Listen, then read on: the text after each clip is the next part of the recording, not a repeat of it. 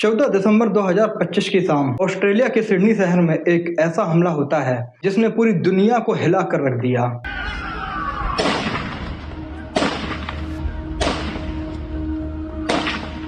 एक बहुत बड़ा आतंकवादी हमला, और आज इस घटना को लोग ऑस्ट्रेलिया का पहलगाम अटैक बोल रहे हैं। हम आ रहे हैं, आप टेंशन कोई बात नहीं, हम हैं, हम आ रहे हैं, आप टेंशन मत लो मैडम, हम आ रहे हैं। कहाँ पे आपका बेटा, कहाँ पे है? कोई बात नहीं, हम इनके साथ हैं। ये प्रेसिडेंट है, वही साहब, ये यूनियन का प्रेसिडेंट है, ये साथ में, आपको कोई टेंशन। क्यों?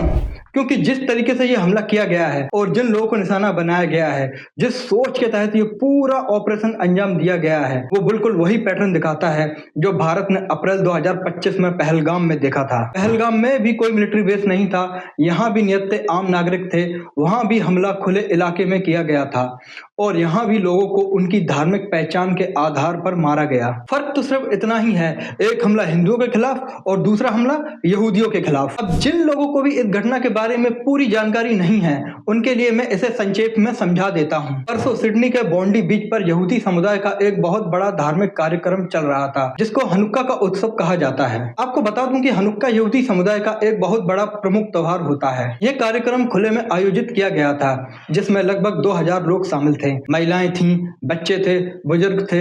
एक बिल्कुल सामान्य और शांतिपूर्ण धार्मिक आयोजन था। कोई भारी सुरक्षा भी नहीं थी और उसका एक बड़ा कारण भी था क्योंकि बॉन्डी बीच को हमेशा से एक सेफ टूरिस्ट जोन माना जाता है जहां लोग बिना किसी डर के जाते हैं। लेकिन तभी अचानक से गोलियों की आवाज गूंजती है। शुरुआत में लोग समझ ही नहीं पा रहे थे कि आखिर क्या हो रहा है और कुछ ही सेकंड के बाद चीख पुकार मच जाती है।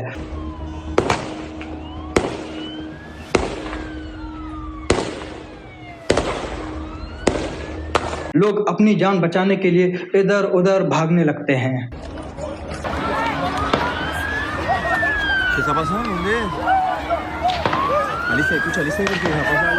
ऑस्ट्रेलियाई पुलिस के मुताबिक इस हमले में कम से कम 16 लोगों की मौत हो चुकी है और 25 से ज्यादा लोग घायल हैं। मरने वालों की संख्या में महिलाएं और बच्चे भी शामिल हैं। News coming out of Australia, where a shooting in Sydney has left at least a dozen people dead and several others injured. Police के मुताबिक यह भी बताया गया कि इस हमले में 2 आतंकी शामिल थे। एक को मौके पर ही मार गिराया गया और दूसरे को घायल अवस्था में गिरफ्तार किया गया और जो व्यक्ति गिरफ्तार हुआ उसका नाम है नावेद अकरम और विदाउट एनी सरप्राइज वो पाकिस्तानी मूल का है। अब देखिए, यहीं से ये घटना एक आतंकी घटना बिल्कुल भी नहीं रहती बल्कि बन जाती है एक रियलिटी चेक, खासकर उन इंडियन रिबल्स और फुद्दू लोगों के लिए जो कुछ ही दिन पहले धुरंधर फिल्म को प्रोपेगेंडा बता रहे थे। उनका कहना था पाकिस्तान को आतंकवाद से जोड़कर दिखाना गलत है, इन्फामेटरी है, इस्लामोफोबिक है, समाज में नफरत फैलाता है और तो और कुछ फुद्दू लोगों ने ये तक कह दिया कि ये फिल्म भारत में दंगे फैला सकती है। लेकिन समय का खेल देखिए, इन्हीं बयानों के ठीक अगले दिन बॉन्डी बीच पर हमला हो जाता है और उसमें भी पाकिस्तानी मूल का आतंकी निकलता है और ये कोई फिल्म का सीन नहीं था। लेकिन इसके बावजूद फिर वही पुराना नैरेटिव चालू हो जाता है। कहा जाने लगता है कि भाई आतंकवाद का तो कोई धर्म नहीं होता है। फिर वही शब्दों का खेल शुरू होता है, इस्लामिक नहीं इस्लामिस्ट, मतलब इसका धर्म से कोई लेना देना नहीं है। और यही असली समस्या है। आतंकवाद को इस तरीके से व्हाइट वॉश करना कोई नई बात नहीं है। कॉन्स्पिरेसी थ्योरी, वाटरबुटिज्म, डिफ्लेक्शन और अंत में आतंकवाद की जिम्मेदारी को धुंधला कर देना। अब जरा ऑस्ट्रेलिया के रिएक्शन को ही देख लीजिए। यहाँ कोई नहीं पूछ रहा हमला क्यों हुआ, किसे फायदा मिला, कहीं सरकार ने तो नहीं करवाया। कोई भी ये फिलोसफी नहीं झाड़ रहा कि कोई आतंकवादी पैदा नहीं होता। वहाँ सीधा कहा जा रहा है कि ये एक आतंकी हमला है, ये आतंकवाद है और जिम्मेदार वही है जिसने गोली चलाई।